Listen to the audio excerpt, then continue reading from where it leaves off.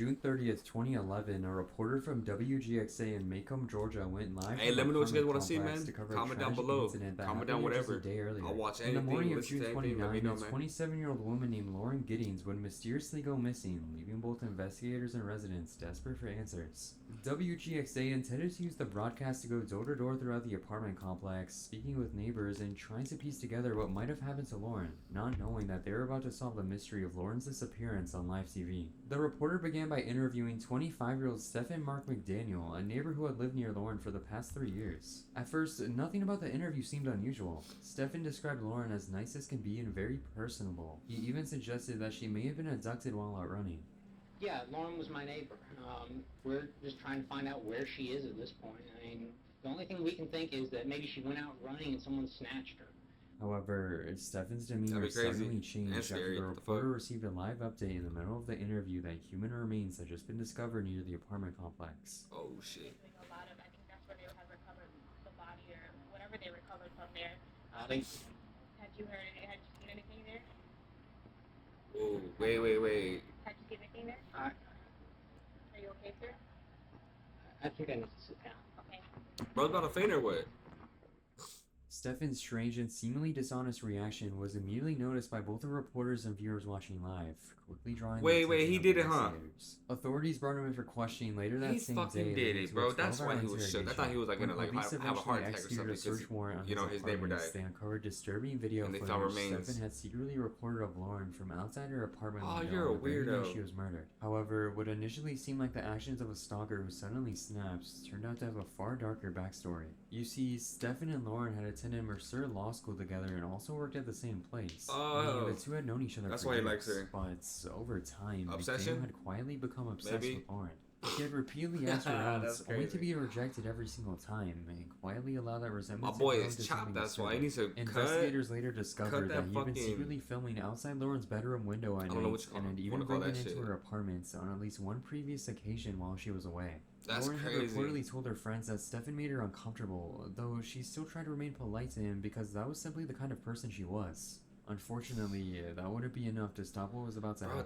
In the early hours of June 26, 2011, McDaniel used a master key to quietly enter Lauren's apartment while she was asleep. He strangled her inside her bedroom before later dismembering her body the following day, disposing of most of her remains in dumpsters What the around the fuck? campus. However, he made one crucial mistake. Lauren's torso was left inside a trash can just outside the apartment complex. That blood right a there? careless decision that dripping? would ultimately expose him on live TV. By August of 2011, McDaniel had officially been You're a charged with Lauren's fucking murder. weirdo, bro. Then, in 2014, he accepted a plea deal, pleading guilty in exchange for avoiding the death penalty. As part of the agreement, he walked That's him? investigators through exactly what happened that night. He was and like that received a character life from Big sentence. Mouth. He will not be eligible for parole until 2041. Oh yeah, he's cooked. On the evening of July 7th, 2011, a live MLB broadcast captured what would become one of the most tragic accidents ever recorded at a baseball game. That night, 39-year-old firefighter Shannon Stone had taken his 6-year-old son Cooper to a Texas Rangers game at Rangers Ballpark in Arlington, That should be Texas. dope to go to a baseball Cooper's game, man. favorite player was Josh Hamilton, and before the game, Stone feel had bad, even Josh bought his son a Hamilton. new glove in hopes that Hamilton might throw a ball their way. The two were seated in the front row of the left field stands, close enough for Cooper to repeatedly call out Hamilton's name during the game. For most of the evening, everything seemed completely normal. However, everything would suddenly change during the second inning. After a batter hit a foul ball into left field, Hamilton picked it up and tossed it toward the crowd after hearing Cooper yelling for him earlier in the game. Stone reached out to catch the ball, but while leaning over the railing, he suddenly lost his balance and fell over the wall separating the stands from the field below. He plunged nearly 20 feet headfirst onto the concrete. Oh, Fans nearby fuck. immediately tried to help, but there was nothing they could do before he hit the grounds. According to witnesses, the entire thing happened so fast that most people in the section didn't even fully understand what they had just seen. What the fuck? Is he laughing? They're still looking. See that splash? I feel bad. I was giving my starting pitcher theory. And this poor guy just felt like who knows how far. It's a long. And they're As long as laughing. he's up, they're still looking down there. Ain't there laughing, bro? What? Stone was still conscious when paramedics reached him. However, his condition rapidly deteriorated while he was being transported to the hospital, Damn. and he was later pronounced dead from his injuries. That's After the sad. incident, Josh Hamilton said he could still hear Cooper screaming for his father after the fall. Oh, the that's Rangers sad, bro. organization later honored That's Stone sad by as lowering the fuck, bro. flags What of the the fuck? stadium and covering the gaps in the railing where the accident occurred. A few Damn, months bro. later, Cooper returned to the That's probably, Rangers like, the worst ballpark thing to you throw can out the see. ceremonial first pitch before a game, Watching your with Hamilton loved leading one catches. just die. Like, what the fuck, bro? That's sad, bro. Beginning in 2004, Dayline NBC aired a hidden camera segment known as To Catch a Predator, a series that would eventually become one of the most controversial programs Catch a ever Predator, remember that broadcast shit on live back in the day? television. The setup was fairly simple. A watchdog group called Perverted It was like Justice would a post fat online as Mexican underage Lacey. teenagers in chat rooms, waiting for adult men to initiate conversations. If one of the men agreed to meet up in person, they would instead be directed to a sting Two of house where them? they He would got two of them? unexpectedly come face to face with host Chris Hansen. I have Before never seen police that. officers moved in to arrest them outside. At first, the segment became enormously Weird-ass popular people, with huh? viewers Ugh. across the country. However, behind the scenes, criticism surrounding the show had already started building.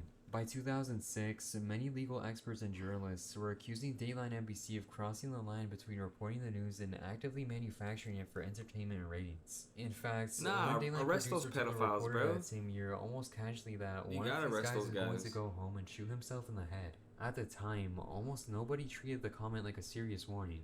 Unfortunately, that would soon change. In early November someone of shoot himself? 2006, another sting operation was set up in Murphy, Texas. Among the names that surfaced was a 56-year-old man named Louis William Conrad Jr., an assistant district attorney and someone whose entire career had been built around prosecuting crimes exactly like the ones tied to his name in those What a chat logs. fucking dumbass, Conrad had been weirdo-ass exchanging fool, dog. explicit Like, how weird messages can you online be? with a perverted justice volunteer posing as an underage Like, boy. bro, you're like 80 years However, old. unlike Like, you don't many need of a the other girlfriend. suspects Or featured on the wife, show, whatever hell he was looking for. Conrad's never arrived at the sting house. Instead, he suddenly stopped responding to messages and remained inside his home.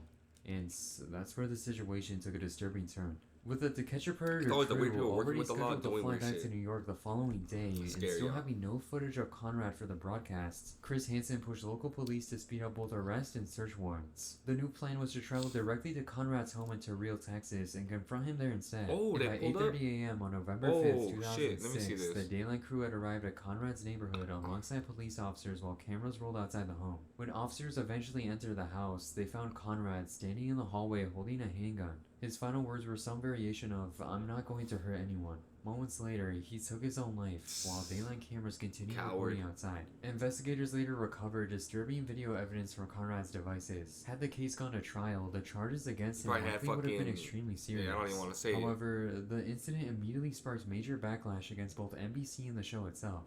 Conrad's sister Patricia filed a $105 million lawsuit against NBC Universal, accusing the company of intentional Man, he's a infliction of pedophile, emotional bro. He's distress talking- and he's trying multiple to talk to civil rights kids. violations. Fuck is- The lawsuit was later settled out of courts for undisclosed amounts. Not long after the incident, Chris Hansen was asked by a reporter whether he felt any responsibility for what happened. Hansen responded by saying he slept well that night and felt no responsibility at all. Yeah, Then, in like- 2008, like, To come Catch a on, Predator dog. was officially canceled. Whether the Conrad case directly caused the Like, what are you doing cancellation talking to has never fucking been children, publicly dog? confirmed, Grow the fuck though up. Go many to the people bar have and pointed shit if out you're how difficult desperate. it is to ignore You're like the 80 time. years old. You don't need a wife or whatever. On October 20th, 2005, Saudi two Saudi Arabia. Arabian football clubs, Raya FC and Hajar FC, faced off in a Saudi League Division 1 match. The game was being broadcast and recorded on live TV, and at first, everything about the match seemed completely normal. That shit, like, However, nasty looking everything out would there. take a disturbing The turn camera-wise, when a Hajar camera-wise. player named Abdul Rahman Al Shwaibi went up for a header and took a powerful kick directly to the neck from another player's Ooh, boots. the neck? Al Shwaibi's limbs began moving erratically. His body twisted and contorted in ways that almost looked unnatural while he remained standing on the fields. Then minutes later, what he the suddenly I've never collapsed. seen this. What Medics the fuck? immediately rushed onto the pitch before carrying him away as players and spectators watched in shock. However, what made the incident even more disturbing was the bizarre story that quickly Ooh, began got hit forming around hard. the footage online. Over the next few years, the clip spread across YouTube Bro, and what? various shock sites with increasingly strange rumors and supernatural claims attached to it.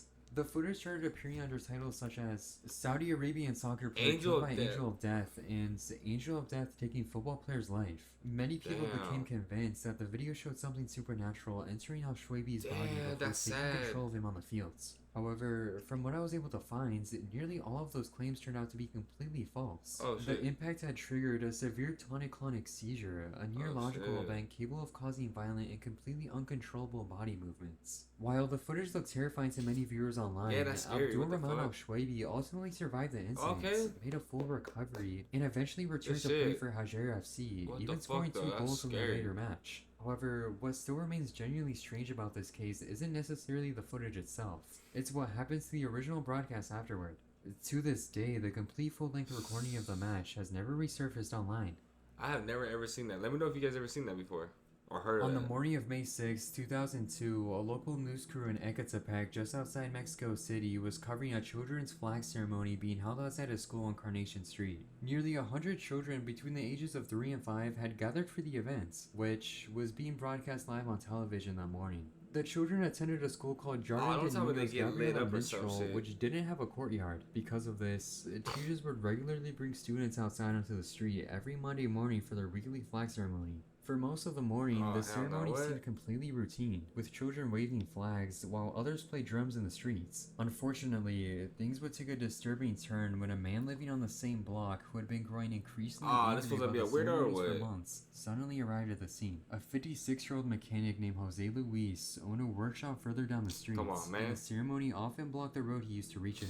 Jose had repeatedly argued with school officials and local authorities over the situation. Witnesses even Bro, it's a claimed that he school, had dog. previously driven his The truck fuck? towards the crowd You mad at before children? stopping it at the last seconds. Because of these incidents, the school had requested police escorts during the Monday ceremonies. But on this particular morning, there was no officers anywhere on the streets. Jose pulled his blue Chevrolet pickup truck beside the what? crowd before getting out and confronting the school's director. He warned her that if the street wasn't cleared, he would drive straight through the crowd. Moments later, he got back into the truck.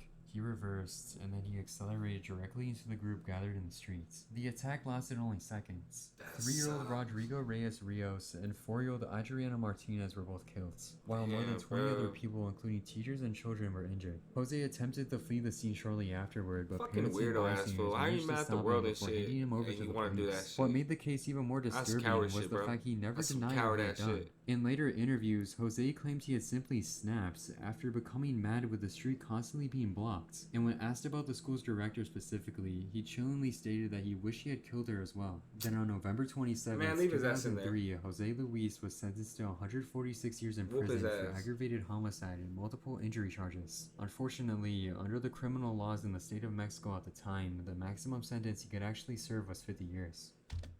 That's fucking crazy, dog. Mad at the world and shit, or whatever. Mad at because there's people in the street, bro. Come on, dog. That's crazy, man. Hey, let me know what you guys want to see, man. Comment down anything. I don't care if it's music, videos, scary videos. Let me know, man. I'm out, man. Peace.